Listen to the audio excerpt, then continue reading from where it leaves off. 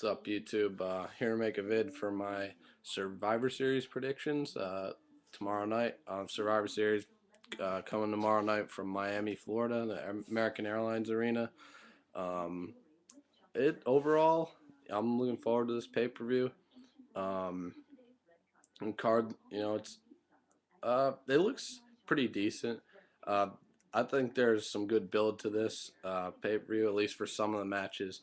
Um, As of right now, I think there's 7 matches on the card, 7 or 8. Uh, and um, hang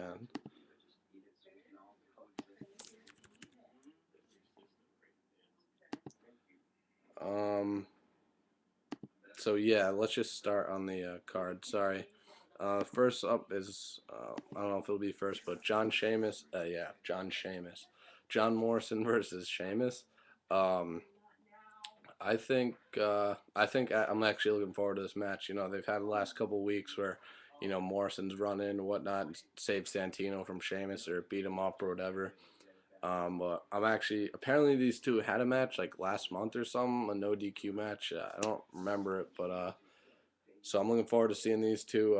I think they could work a good match together if given the time. Basically, it always depends how much time they're given. Um, so yeah, but they think Morrison he's a tremendous athlete, and Sheamus he keeps getting better. I like both these guys. I'm big fans of both. I think Morrison. I can't even talk right now. Sorry. I think Morrison should go over in this match just because I think it's time to start building him up to the main event, world title picture, WWE title. I think he'd do better on SmackDown, but because he's been Intercontinental champion, been tag team champion. I think uh, he needs to work on his mic skills because he's not very good on the mic. But I think obviously in ring skills wise he's ready, and Sheamus, 2-time WWE champion, so could I don't know, maybe they work a good match and make Morrison look really good. So I'm looking forward to this match. I'm gonna go with John Morrison to win this. Next up is the Divas Championship 2-on-1 handicap match. Natalya versus both members of Laycool. Um, don't really care much about this match, although I do want to see Natalya win. It's my only interest in this. I really want to see her win. So an actual diva who's a good wrestler, has some credibility. Uh, bring some credibility to the title. Michelle McCool can wrestle, but Layla, not so much. So, and I thought she was gonna get the title at last pay-per-view bragging rights, but didn't happen. So I think this is, I think it's her time now. Like finally, I think they'll give her the belt this this time. So it should be a good match. I mean, between when Natalia and Michelle wrestle, should be they could work well, but Layla not so much. I'm gonna pick Natalya to win this, become the new Divas champion. That's that. Next is the WWE Tag Team Championship match between the champions Justin Gabriel and Heath Slater of Nexus versus Vladimir Kozloff and Santino Marella. I mean, this match should be okay. With the recent breakup of the Hart Dynasty, uh, there's not really any tag teams up because I feel like Slater and Gabriel could be pretty good. Um, they're pretty. They're young. They're fresh. They're both very talented. Gabriel a little more than Slater, I think, in my opinion. But there's just no tag teams around. Like WWE needs to build up the tag team division again because right now there really isn't a tag team division in WWE. Uh, but I'll pick Gabriel and Slater to retain, hang on to the titles. This match should be okay. I mean, Santino and Kozloff, nothing like special there. Um, I'm not expecting this match to be very long, so I'm picking Nexus to retain. And next up, you have Team Mysterio versus Team Del Rio, traditional Survivor Series elimination tag match. On Team Mysterio, got Reyes, the captain, Kofi Kingston, MVP, Chris Masters. Uh, Don't know where that came from. And the Big Show versus Team Del Rio, captained by Alberto Del Rio. You got dashing Cody Rhodes, Drew McIntyre, Jack Swagger, and Tyler Rex. So it's another random. I don't understand Rex and Masters being thrown in there, but this should be. I mean, again, there was no build to this at all. This was thrown together last second on a Raw, like at the end of the old school Raw. I remember they just threw it in there to hype it up. So not much build, but other than besides Mysterio and Del Rio, their rivalry continuing over the last few months. I'm looking forward to this match. There's some good workers in it. Del Rio, he's pretty outstanding if you ask me. Mysterio is Rey Mysterio. He's good in the ring. Uh, man. Mysterio's had Del Rio's number a few times lately, so I'm gonna go with Team Del Rio here. I think they should win. To get Alberto over even more. I think he should be the last one remaining on this team. Or it should come down to him and Ray or something. I don't know. But I'm picking Team Del Rio to win. This should be an okay match. Like, I'm anxious to see how quickly they do the eliminations. The tag team match at Bragging Rights had more build up than the Survivor Series one, which is kind of sad. But I'll pick Team Del Rio in this. Should be a good match. And then you got next Intercontinental Championship, champion Dolph Ziggler defending against Kaval. I'm excited about this match.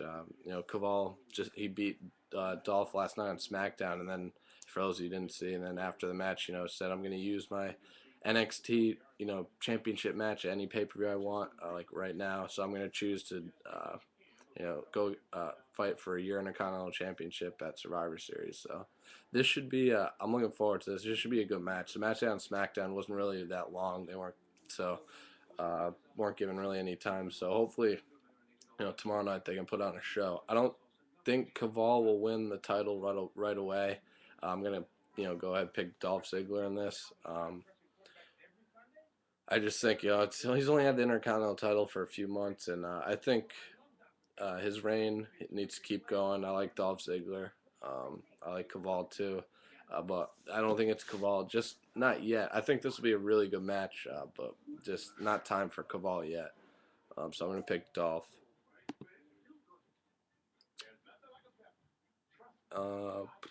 Next, you have United States Championship match. Ted DiBiase challenging against the champion Daniel Bryan.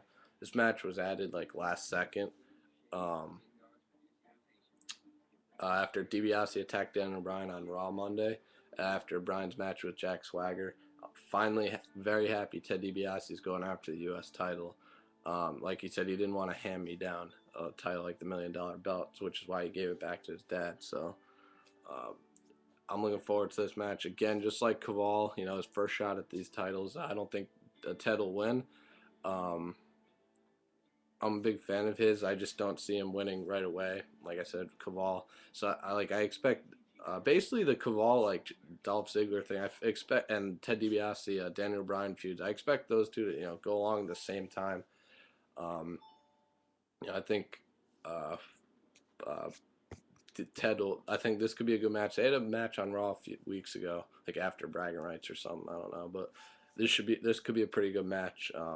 Daniel Bryan is just unbelievable, and he's good in the ring too.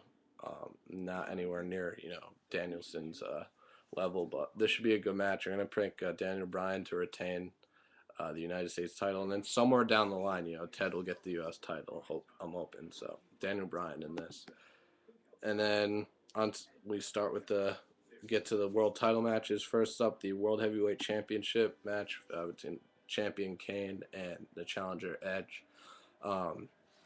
This should be. There's been some build to this. It's only been a few weeks. The Edge of the Paul Bearer stuff, which is pretty good if you saw SmackDown last night. Edge plays a good, crazy guy, good psycho. He basically just tortured Paul Bearer last night, just kept him from Kane and whatnot. It was good stuff. But this match should be okay. Kane has just been so dominant, as a world champion. I'm so happy too for him. that his second title reign not only is lasted longer than his first one, which was a day, but it's actually he looks really credible as a world champ. He cuts amazing promos on SmackDown, and his matches, have actually been pretty decent. I guess you could take away the ones he's had with Undertaker. I mean, he's beat Undertaker three times on pay-per-view. When Undertaker returned at SummerSlam, Kane tombstoned him, just sucked the wind out of everyone there. And then he beat him at Hell in a Cell, Night of Champions, Hell in a Cell, and bragging rights, right? I mean, take away pretty much all those matches because those weren't very good. Kane, his match on SmackDown are not bad at all, and his really good mic work. Kane's had a dominant reign as world champion, and I don't see Edge winning yet. 9-time world champ. I can't believe he's been champion almost 10 times. Wow. Um, show you how far Edge has come. I'm going to pick Kane to retain this. Maybe the rivalry will continue up to the Royal Rumble. But I'm going to pick Kane to go over in this just because, he's been so dominant lately. I don't see him dropping the belt right now. So Kane to retain. And the main event everyone's been looking forward to, the WWE Championship match, Randy Orton versus Wade Barrett with John Cena as a special guest referee. Now, I'm very much looking forward to this match, as I'm assuming a lot of other people are. I honestly don't know what to expect from this. I'm hoping WWE does something cool, maybe a bit of a swerve, something we didn't see coming. I really don't see John Cena turning heel. There's been some talk about. I mean, I think it'd be a great time for him to do it. Let's say Orton hits an RKO on Barrett, goes for the 1, Cena counts 1, 2, and then stops right before. Maybe gives a little smirk at Orton. Orton gets up like, "What are you doing?" or whatever. Cena drops him with a nephew, and then Barrett hits wasteland. Cena counts 3. And maybe he just realizes, hey, I am Nexus, so I want to be in this group. That's just my, scenario of how it happened. But I don't know what to expect. Cena.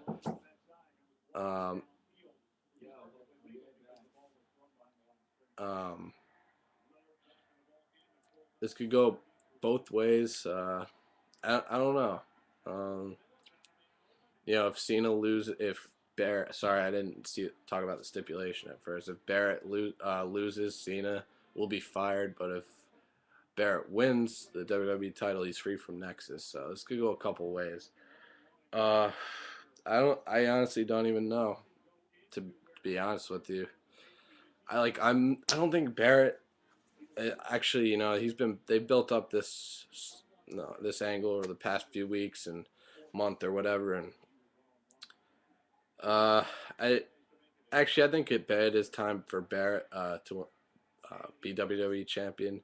Maybe, I don't know, maybe another month or so. I don't know. I don't think it's his time right now. See, I don't even know what I'm. Actually, I do think I fuck that everything I just said. But I think Barrett, he's ready right now to become WWE champion. He's great on the mic. He's good in the ring. Good. I mean, it won't go any higher than that. He needs some work, but he's pretty close to having the total package. I'm because there's no way John Cena will get fired from WWE. I heard they may fire him so he can go film his new movie or whatever, and then come back somehow in some sort of storyline. But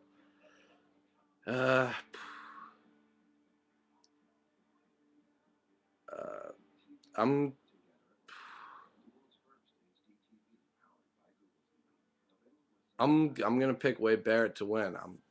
As a big Randy Orton fan, I am. I always enjoy when he's champion. I don't know. I just think it's time for Barrett. So I'm gonna pick Wade Barrett to win and become the new Wade Barrett, the new WWE champion. And Cena will be gone from Nexus. Hopefully something happens where he stays with him, or I don't know, maybe a heel turn. Who knows? But anyway, guys. So yeah, those are my predictions for Survivor Series.